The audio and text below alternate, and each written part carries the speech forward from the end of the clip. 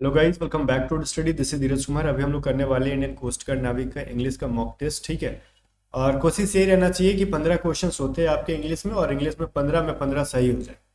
कहोगे इतना बड़ा कोशिश मत करवाइए सर, 10-12 सही हो रहा है। अरे कोई दिक्कत नहीं है, रिवीजन करो, 15 में 15 सही हो जाएगा। बाकी अगर वो कैब में प्रॉब्लम आ रहा है, पैसेज में प्रॉब्लम आ रहा है, तो उसके लिए आप हमारी पीडीएफ को फॉलो कर लो। ठीक है, पीडीएफ से पढ़ लो वो कैब पैसेज, तो प्रैक्टिस हो जाएंगी बढ़िया आपकी। पैसेज इसमें है हमारे प्रैक्टिस वाले पीडीएफ में। आदत हो जाएगा पैसेज बनाने का, क्योंकि कभी कभार पैसेज बन आता है, कभी कभार नहीं भी आता है। तो मैंने पैसेज आपको नहीं दिया है इस वाले मॉक टेस्ट के अंदर, बट प्रैक्टिस पीडीएफ के अंदर मैंने पैसेज डाल रखे हैं। एग्जाम का कोई फिक्स नहीं होता है, कभी कभार देते हैं, कभी कभार नहीं भी देते। ठीक है, बाकी वो कैब वगैरह जो है आप हमारी पीडीएफ से पढ़ लो। सारे पेड पीडीएफ हैं, व्हाट्सअप करके बाय कर सकते हो। इंग्लिश की, मैथ्स की, रीजनिंग की, ठीक है, और साइंस की, जीके की, सारी जो पेड पीडीएफ है इनको बाय करो। एग्जाम से पहले सेक्शन 1 की, जीडीपी, आंतरिक, तीनों के लिए बहुत इंपॉर्टेंट है सेक्शन 1 के लिए। इनको जो पढ़ के जाएगा एग्जाम में 100% उसके मार्क्स बढ़ेंगे। जो अभी मॉक में आ रहे हैं ना, उससे मार्क्स ज्यादा आएंगे एग्जाम में। मैं लिख के दे सकता हूँ, ये गारंटी। इन पीडीएफ को बाय करने के लिए अभी व्हाट्सअप करोगे 7279047787 और व्हाट्सअप करके बाय कर लो। पहला क्वेश्चन कह रहा है, देखो, to add insult to injury. ठीक है, इसका एक ईडियम होता है ये। इसका मतलब क्या होता है? देखो भाई, इसका मतलब ये है ना कि तुमको पहले से इंजरी हो रखा है और उसी पे मैं आपको और इंसल्ट कर रहा हूँ। मान लो जैसे गिरे हो रास्ते में, आपको चोट लग रखी है और मैं मजे ले रहा हूँ, ए भाई तू गिर गया, कैसे चलता है, अंधा है, गिर गया गिर गया, देखो देखो तेरे कपड़े गंदे हो गए। आपका माथा और खराब हो जाएगा। एक तो मैं पहले से गिरा हूँ, सामने वाला मेरे को और परेशान कर रहा है। मतलब कोई चीज पहले से खराब हो रखी है, उसको और भी खराब करेंगे। Make something worse. ठीक है, बहुत ज्यादा चीजों को खराब करना। आगे बढ़ते हैं, इडियम था वो एक।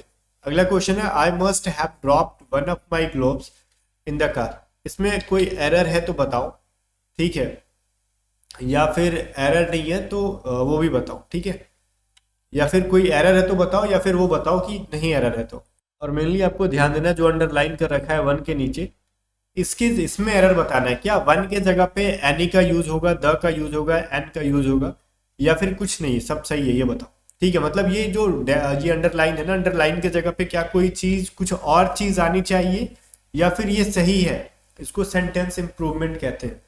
ये बताओ, क्या ये सही है या फिर इसमें कुछ एरर है। तो कुल मिला के देखा जाए, I must have dropped one of my globes, तो ये कह रहे हैं ना कि मेरे दस्तानों में से एक एक के बारे में कह रहे हैं। तो वन ऑफ माई ग्लोब सही है, कुछ भी गलत नहीं है, तो इसके अंदर नो इम्प्रूवमेंट होगा। अब जबरदस्ती में कुछ एरर निकाल दो, चीजें अलग है, अलग से रूल लगा के कुछ, बट कुछ एरर नहीं है। एक ईडीएम है, killing of one's mother, sorry, one word substitution है। किलिंग ऑफ वंस मदर, ठीक है, तो इस मतलब खुद की माँ को मार देना। तो एक वन वर्ड है, उसके क्या कहेंगे उसको वन वर्ड में, ये चीज बताओ।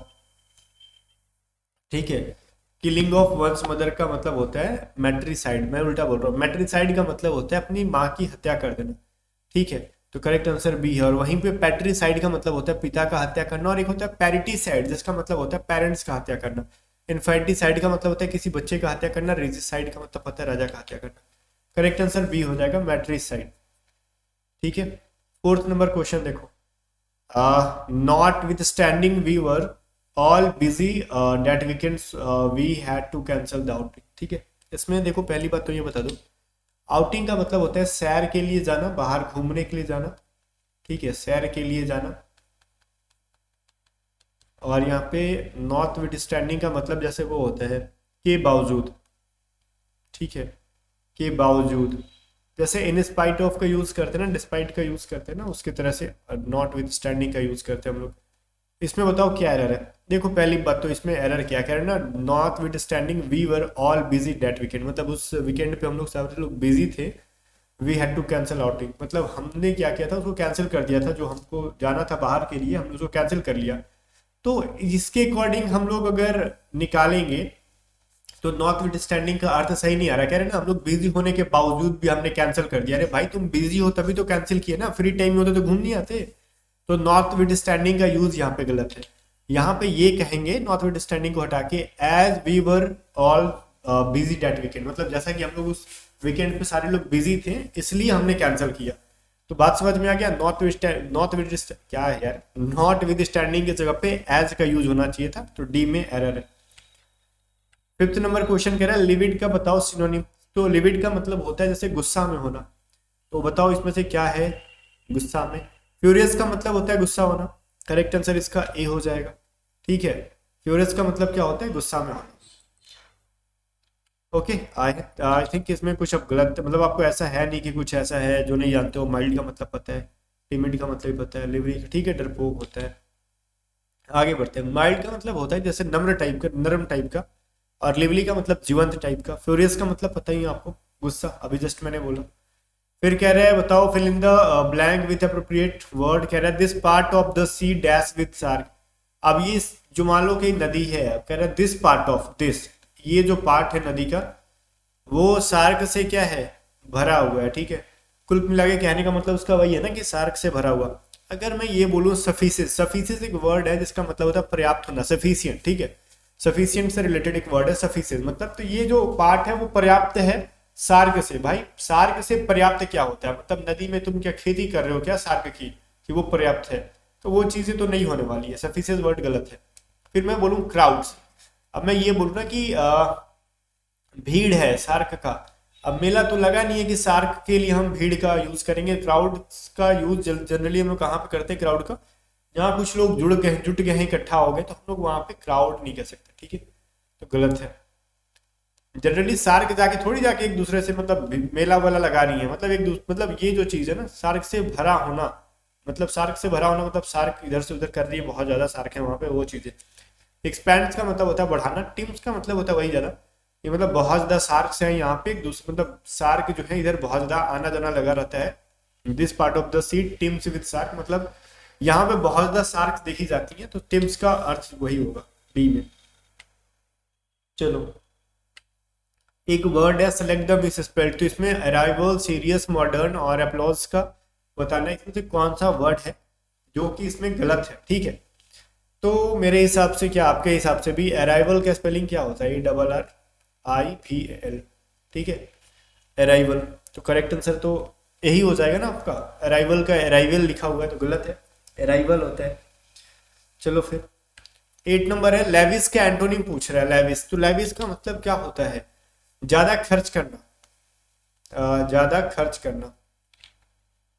खर्चीला लिखो ना, उतना क्या लिखना है, खर्चीला। और लग्जरियस का मतलब पता है, जैसे लग्जरियस है मतलब बहुत ज़्यादा आरामदायक है कोई चीज़। एक्सेसिव का मतलब बहुत ज़्यादा होता है। फ्रूगल का मतलब होता है किफ़ायती। ठीक है, कम पैसे खर्च करना। टाइनी का मतलब होता है छोटा। तो खर्चीला का उल्टा क्या हो जाएगा, किफ़ायती, जो थोड़ा सा किफ़ायत करते हैं। 9 नंबर सवाल देखो, इसको पढ़ो। रीअरेंजमेंट वर्ड है, ABCD को अरेंज करना है। कह रहा है next keep tapping the pot on all sides and at the bottom until the plants loosen. ठीक है, फिर कह रहा है finally slides the plants gently and remove the old potting mix on a newspaper. फिर कह रहा है the first nothing to do when reporting is to remove the plant from the current pot. फिर कह रहा है being by holding the plant gently and turning the pot sideway. ठीक है, अब देखो पहली बात दे रहा ना, किससे स्टार्ट करिए, ए से भी स्टार्ट है, बी से भी है, सी से भी है, डी से भी। तो पहली बात तो ये कह रहे हैं नेक्स्ट, अब आगे क्या करना है, कीप टैपिंग द पॉट। भाई तुमने पहले कुछ बात अगर हम करेंगे तब ना आगे हम कुछ काम करेंगे, पहले से ऑलरेडी कुछ किया हो तो ए से समझ में आ रहा है कि ए से पहले कोई सेंटेंस होगा। ठीक है, तो मतलब ए से शुरुआत नहीं कर सकते, क्योंकि आगे कुछ करो तब तो नेक्स्ट करोगे ना। फाइनली से समझ में आ रहा है, फाइनली का मतलब होता है जब हम कोई लास्ट में काम कर रहे थे, कहते हैं चलो फाइनली अब ये काम हो चुका है। तो कुल मिला के बी समझ में आ रहा है कि बी एंड में आने वाला है। तो बी तो डी में एंड में था और एक बी में एंड में था, तो बी और डी में से कुछ होना चाहिए था।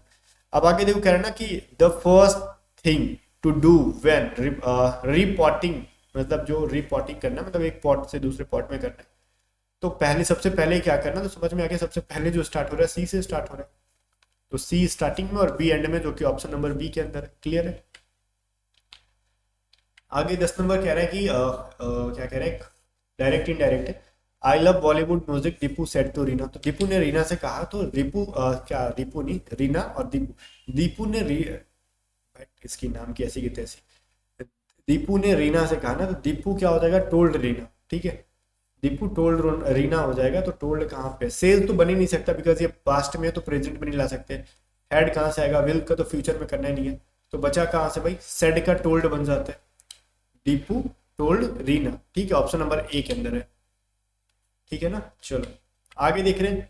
ही drove the car very carefully on the hilly terrain. ठीक है, जो हिली टेरेन है वहां पे वो कार को केयरफुली चलाने के बाद बात कर रहे हैं। तो पहली बात तो ये ही ड्रोव सब्जेक्ट के साथ क्या आ रखा है, वर्ब का सेकंड फॉर्म आ रखा है। सब्जेक्ट के साथ वर्ब का सेकंड फॉर्म जब भी आए तो ये चीज तो समझ में आ जाता है कि भाई ये पास्ट इंडेफिनिट में, और पास्ट इंडेफिनिट में वाज वर्ब के साथ क्या लगाते हैं, V3 लगाते हैं।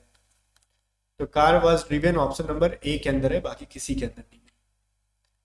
12 नंबर कह रहा पीरियड ऑफ 2 वीक्स, 2 वीक्स के बीच का जो पीरियड होता है उसको क्या कहते हैं, फोर्टनाइट कहते हैं। सेंचुरी तो शताब्दी हो जाता है, 100 से रिलेटेड है, डिकेड्स तो 10 से रिलेटेड है, मंथ तो पता ही है 30 दिन से रिलेटेड। फोर्टनाइट होता है विकेट वीक्स, 2 वीक्स का जो गैप पे कोई काम करो, दैट इज कॉल्ड फोर्टनाइट। 13 नंबर में कह रहा हूँ they didn't want to do things dash other kingdoms. ठीक है, इस डैश में फिल करना है।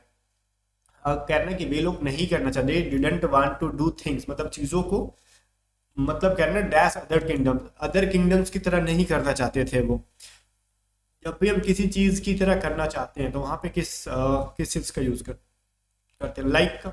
ठीक है, they didn't want to do thing like other kingdoms, वो दूसरे किंगडम्स की तरह नहीं करना चाहते थे चीजों को। ठीक है, अगला क्वेश्चन देखते हैं क्या कह रहा है। 14 नंबर क्वेश्चन कह रहा है कैलस। कैलस का मतलब होता है क्या, पहले तो करना क्या है, सिनोनिम बताना है इसका। ठीक है, कैलस का मतलब होता है निर्दयी, ठीक है, क्रूर टाइप का इंसान। तो उसका वही हो जाए ना जिसमें संवेदनाएं ना हो। तो पहली बात तो इनएक्यूरेट का मतलब होता है जो चीजें सटीक ना हो, इनक्रेडिबल जिस पे हम विश्वास नहीं कर सकते, इनसेंसिटिव जो असंवेदनशील हो, असंवेदनशील हो। ठीक है, अनएक्सपीरियंस का मतलब जिसको तजुर्बा ना हो किसी चीज का। ठीक है, तो करेक्ट आंसर क्या हो जाएगा, ऑप्शन नंबर सी, कैलस का मतलब होता है निर्दयी होना। ठीक है, निर्दयी मतलब उसमें कोई भी संवेदना ना हो, कोई भी भावना ना हो। ठीक है, वही होता है इनसेंसिटिव। ठीक है, आगे देखते हैं। 15 नंबर है एफिनिटी, मतलब होता है किसी से लगाव होना। ठीक है, अफेक्शन एक वर्ड होता है ना, अफेक्शन, अफेक्शन उसी से रिलेटेड है ये। एफिनिटी मतलब किसी से लगाव है, मुझे तुमसे प्यार है, ये बोला गाना सुने हो, वही बोला है। तो बताओ अब किसी से तुमको प्यार है और उसने तुमको, तुम्हारे जैसे 3-4 को और से तुम्हारे साथ, मतलब तुम्हारे जैसे 3-4 के साथ भी है उसको, तो फिर उससे क्या हो जाएगा, एवर्जन हो जाएगा। फिर क्या हो जाएगा, एवर्जन, घृणा हो जाएगा। ठीक है ना, तो ऑप्शन नंबर डी जो है करेक्ट आंसर है। चलो फिर कमेंट करके बताओ 15 में से आपने कितने क्वेश्चन सही किए। और जाने से पहले एक चीज कहूंगा, अगर आप टेलीग्राम चैनल पर हो तो सर्च करो टेलीग्राम पे A to Z स्टडी, और A to Z स्टडी का टेलीग्राम चैनल ज्वाइन कर लो, वहाँ पे इसकी PDF दे दी जाएगी रात के 10 बजे के बाद सारी चीज़ें। और जाने से पहले फिर से याद दिला दूँ, सारी जो है पेड PDFs को व्हाट्सअप करके बाई कर लो, पेमेंट करना पड़ेगा ये सारे PDFs के लिए। और एग्जाम से पहले एक बार पढ़ के जाओ, आंख बंद करके भरोसा करो और पढ़ के जाओ, और फिर एग्जाम में धमाल मचाओगे, इस चीज़ की गारंटी मैं देता हूँ। मिलते हैं नेक्स्ट वीडियो में, तब तक के लिए बाय बाय। वीडियो लाइक करके शेयर कर दो और A to Z study YouTube channel को भी सब्सक्राइब कर लेना।